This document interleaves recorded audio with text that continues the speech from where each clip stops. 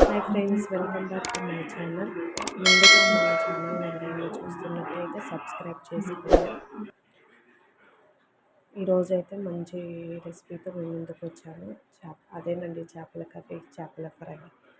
చేపలను శుభ్రంగా వాష్ చేసుకున్న తర్వాత చేపకి ఉప్పు, కారం, పసుపు, అల్లం పేస్ట్, మసాలా అవన్నీ ముక్కకు పట్టించిన తర్వాత మంచిగా ముక్కకు పట్టించాలండి. ముక్కకు పట్టించిన తర్వాత 15 నిమిషాలు అలాగే వదిలేయాలి.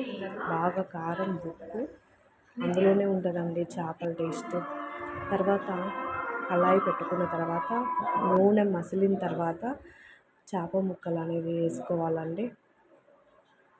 వేసుకొని బాగా బ్రౌన్ కలర్ షేప్లో ఆ కలర్లో వచ్చేటట్టు చూసుకోవాలి. లోపల కాలదండి, మంచిగా రెడ్ కలర్లో వచ్చేటట్టు చూసుకోవాలి. అప్పుడే చేపల ఫ్రై సూపర్ ఉంటుందండి. అసలు తినని వాళ్ళు కూడా తింటారు.